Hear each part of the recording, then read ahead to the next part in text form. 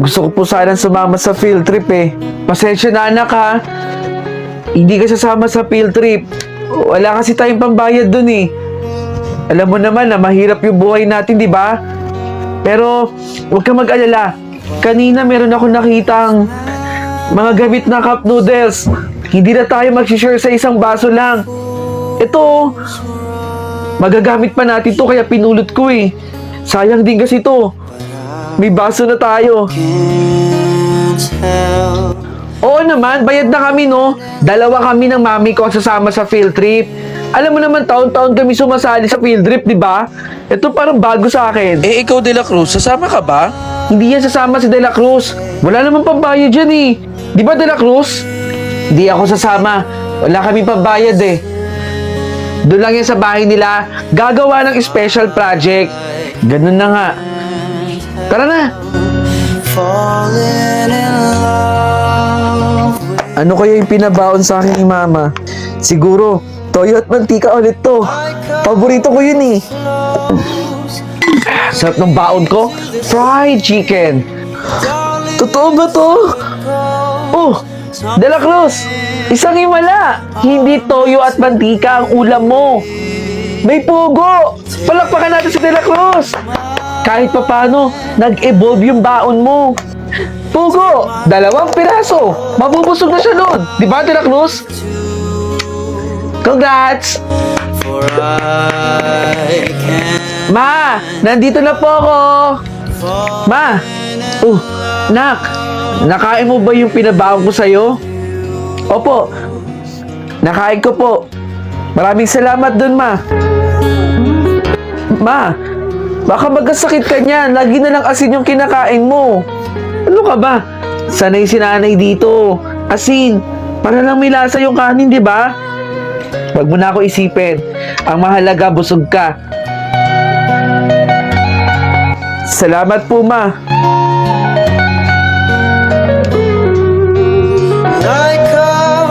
Okay, so dito na natatapos ang ating klase. Huwag niyong kalilimutan ang assignment bukas, ha? Pwede na kayo mag-lunch break ngayon.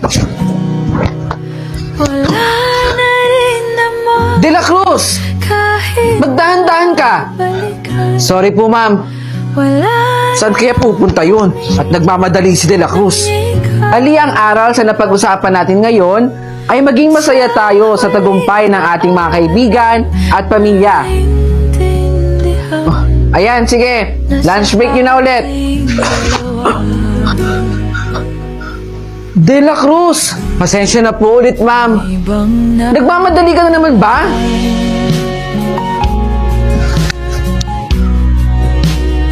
Ano bang meron kay De La Cruz?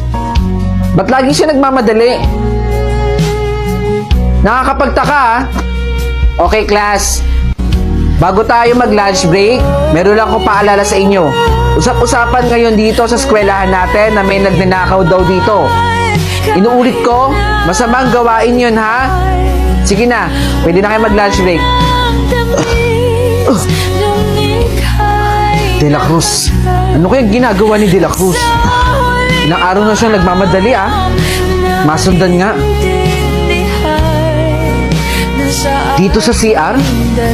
Anong ginagawa ni De La Cruz dito? De La Cruz! Bakit dito ka kumakain sa CR? Madumi dito! Ma'am, pwede kang magkasakit. Alam mo, pwede kang kumain dun sa kantin. Kahit sino ang estudyante, pwedeng kumain dun. Bakit dito sa CR? Eh ma'am, pinagtatawanan po kasi ako ng mga kaklase ko eh. Sinasabi po nila na paulit-ulit daw po itong inuulam ko. Yung tuyo po. Eh wala naman po kasi kami pera pambili ng ulam gaya po ng kanila eh. Kaya ito po yung tuyo na kinakain ko po. Huwag mo silang intindihin. De La Cruz, pwede kang lumapit sa akin. Tutulungan kita.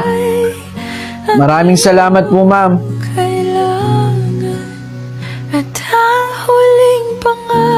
Guys, alam niyo ba yung bali-balita dito sa school? Si De La Cruz daw. Ampun! Ano kayang pakiramdam nang hindi mo kadugo yung kasama mo sa bahay? Aba, siyempre, baka mamaya magnakaw. Di ba? Yung mga posibleng mangyari. Ay, naku guys. Paparating si De La Cruz. Mamaya na tayo magkwentuhan. Tara, dun tayo. Ampon? May kikiraan lang po ah. Andiyan si De La Cruz.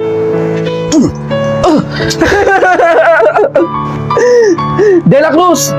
De Guzman! Yung nanay mo, oh. Ay, mali.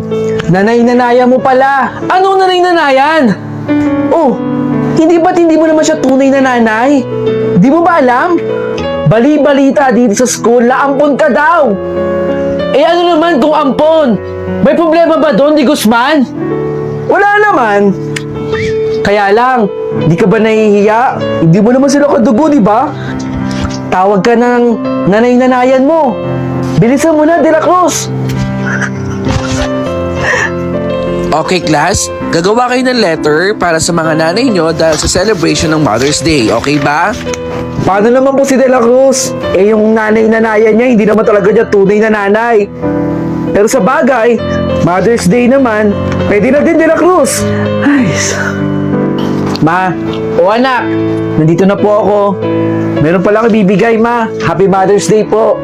Maraming salamat dito, anak, ha. Huwag mong iniintindi ang mga sinasabi ng ibang tao. Mahal na mahal kita. Ikaw yung nagpabago ng buhay ko. Ikaw yung nagbigay ng liwanag sa buhay ko, anak. Maraming salamat at dumating ka sa buhay ko.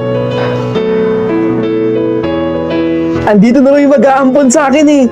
Aalis na ako dito. Mag-iingat kayo dito, ha. Siya na po ba yung magiging anak ko? Siya. Maraming salamat po. Kayo po talaga yung kasagutan. Hindi po kasi talaga ako magkakaanak eh. Yan po ang sabi sa akin ng doktor.